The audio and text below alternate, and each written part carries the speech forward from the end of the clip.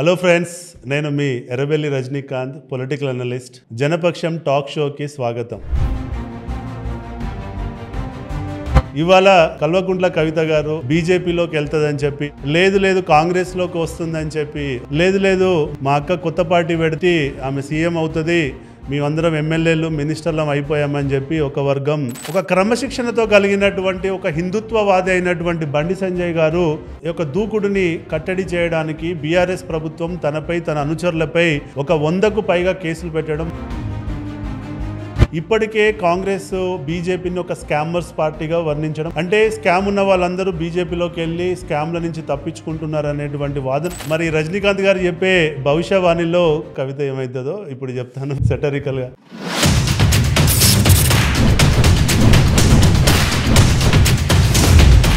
ఒక విషయానికి వచ్చినట్లయితే బీజేపీయా, కాంగ్రెసా, కొత్త పార్టీయా, ఈ 3 అంశాలపై విశ్లేషించే ముందు ఫస్ట్ మనము బీజేపీ అనే అంశాన్ని తీసుకుందాం. కల్వకుంట్ల కవిత గారికి బీజేపీ పార్టీలో జాయిన్ అవుతానంటే బీజేపీ పార్టీ ఒప్పుకుంటుందా అనే అంశంపై కనుక మనం విశ్లేషించినట్లయితే బీజేపీ పార్టీకి కవిత గారి అవసరం లేదు అన్నది వాస్తవం. కవిత గారికి ఇప్పుడున్న పరిస్థితుల్లో లిక్కర్ స్కామ్ నుంచి బయటికి రావాలన్నా, తన రాజకీయ భవిష్యత్తును కాపాడుకోవాలన్నా తను బీజేపీలో ఉండడం ఎంతైనా అవసరం. కానీ బీజేపీ పార్టీకి కవిత గారు అవసరం లేదన్నది వాస్తవం. ఎందుకు అని మీరు అడగవచ్చు. ఎందుకు అని అంటే ఫస్ట్ అంశం మనం చూసినట్లయితే తను ఈ మధ్యలోనే లిక్కర్ స్కామ్లో జైలుకి వెళ్ళి రావడం మనం చూసాం. తను ఒక ముద్దాయిగా ఉన్నటువంటి స్కామ్లో ఆల్రెడీ వాళ్ళు ఆ లిక్కర్ స్కామ్ని ప్రూవ్ చేసి అరవింద్ కేజ్రీవాల్ యొక్క రాజకీయ భవిష్యత్తుకి సమాధి కట్టాలని చెప్పి చూస్తున్న బీజేపీకి ఇప్పుడు కవిత గారిని కనుక పార్టీలో తీసుకున్నట్లయితే ఈ లిక్కర్ స్కామ్కి ఒక పెద్ద ఎండ్ కార్డ్ పడేటువంటి అవసరం ఉంది. కాబట్టి కవిత గారిని బీజేపీలోకి తీసుకొని ఈ లిక్కర్ స్కామ్కి పెద్ద ఎండ్ కార్డ్ వేస్తారని చెప్పి నేను అనుకోవట్లేదు. తను ముద్దాయిగా ఉంది కాబట్టి తను చెప్పేటువంటి వాంగ్మూలంపై అరవింద్ కేజ్రీవాల్ని తనని స్క్రోప్ చేసే పరిస్థితే ఉంటుంది. కానీ పార్టీలోకి తీసుకొని వెల్కమ్ చెప్పి తనని కేసు నుంచి బయటపడే పరిస్థితి ఉంటుందని నేను అనుకోవట్లేదు. ఇది ప్రధానమైన అంశం. ఇక రెండో అంశంలో కనుక చూసినట్లయితే బండి సంజయ్ గారు. ఎందుకంటే బండి సంజయ్ గారు యొక్క దూకుడుని కట్టడి చేయడానికి బీఆర్ఎస్ ప్రభుత్వం తనపై తన అనుచరులపై ఒక 100కు పైగా కేసులు పెట్టడం మనం చూసాం.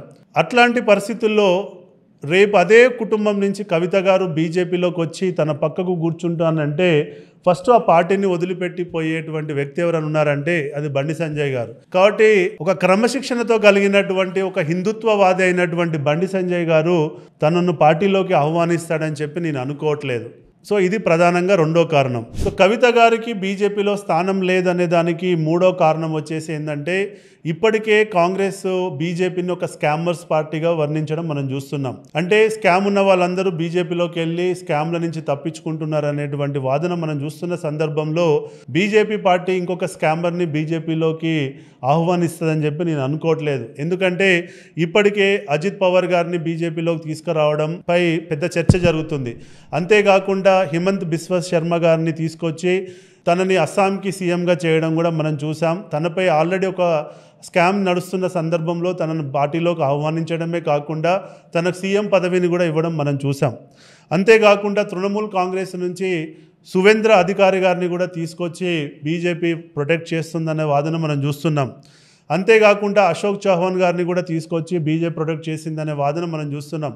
ఇలాంటి అలిగేషన్స్ని బీజేపీ ఎదుర్కొంటున్న సందర్భంలో ఇంకొక లిక్కర్ స్కామ్లో ఉన్నటువంటి వ్యక్తిని బీజేపీలోకి ఆహ్వానిస్తుందని చెప్పి నేను అనుకోవట్లేదు. సో ఇది ప్రధానంగా మూడో కారణం. ఇక కవిత గారికి బీజేపీలో స్థానం లేదనడానికి నాలుగవ ప్రధానమైన కారణం ఏంటంటే బీజేపీ యొక్క రాబోయే ఎలక్షన్లో ఉండబోయే నరేటివ్ ఏంటంటే తెలంగాణ తెచ్చాడు అని చెప్పి మీరు 10 సంవత్సరాలు కేసీఆర్ గారికి పట్టం కట్టారు. కానీ తను రాష్ట్రానికి ఎలాంటి అభివృద్ధి చేయలేదు, ఉన్న వనరులన్నీ వాడుకొని తనే దోచుకున్నాడు, తనే కరప్షన్ పెంచుకున్నాడు, ఆస్తులు పెంచుకున్నాడు అనేటువంటి వాదనతోటి రేపు బీజేపీ ప్రజల్లోకి వెళ్ళాల్సినటువంటి పరిస్థితి ఉంటుంది. అలాంటి నరేటివ్తో వెళ్ళాల్సిన బీజేపీకి అదే కుటుంబం నుంచి వచ్చిన కవిత గారిని తీసుకొని వచ్చి తన పక్కన కూర్చోబెట్టుకొని ఆర్గ్యుమెంట్ బిల్డ్ చేస్తే ప్రజలు నమ్మేటువంటి పరిస్థితి ఉండదు. కాబట్టి బీజేపీ అలాంటి తప్పు చేస్తుందని చెప్పి నేను అనుకోవట్లేదు.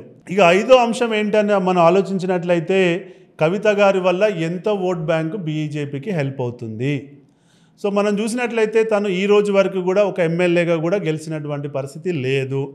తను 2014లో గెలిచినా కానీ అది కేసీఆర్ గారి యొక్క ఇమేజ్ పైనే తను గెలవడం జరిగింది. కాబట్టి ఒకసారి పార్టీ నుంచి బయటకు వచ్చిన తర్వాత కేసీఆర్ గారి ఇమేజ్ మీద గెలిచిన ఎవరైనా కానీ బయటకు వచ్చిన తర్వాత వాళ్ళకు అంత ఓట్ బ్యాంక్ లేదు అన్నది మనం గ్రహించాల్సినటువంటి విషయం. సో కాబట్టి ఈరోజు తను ప్రాతినిధ్యం వహిస్తున్న నిజామాబాద్ పార్లమెంట్లో కూడా తను కనీసం పార్లమెంటేరియన్ కాదు. ఆ నిజామాబాద్ తను రావడం వల్ల కనీసం నిజామాబాద్ పార్లమెంట్ అన్న బీజేపీకి హెల్ప్ అవుతుందా అని మనం చూసినట్లయితే అక్కడ ఆల్రెడీ వాళ్ళకి ఒక అరవింద్ గారి రూపంలో ఒక బలమైనటువంటి అభ్యర్థి ఉన్నాడు. కాబట్టి ఆల్రెడీ నిజామాబాద్ పార్లమెంట్లో ఒక అరవింద్ గారు లాంటి బలమైన అభ్యర్థి ఉన్నప్పుడు మరి కవిత గారి వల్ల బీజేపీకి ఏంటి లాభం? సో ఆ పార్లమెంటు పరంగా కూడా పెద్దగా లాభమయ్యే పరిస్థితి లేదు. తనేమన్నా రాష్ట్రమంతటా తిరిగి కమ్యూనిటీ పరంగా ఏమన్నా ఓట్ బ్యాంక్ గ్యాదర్ చేస్తుందా అని అంటే తన కమ్యూనిటీకి ఉన్నటువంటి ఓట్ బ్యాంక్ కేవలం 2% మాత్రమే.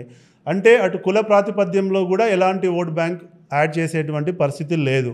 సో మరి బీజేపీకి జరిగేటువంటి లాభం ఏంటి? కవిత గారు రావడం వల్ల సరే నాకు 10% ఓటు వస్తుందంటే వాళ్ళు ఏ డిసిజన్ అయినా తీసుకునే ఛాన్స్ ఉంది.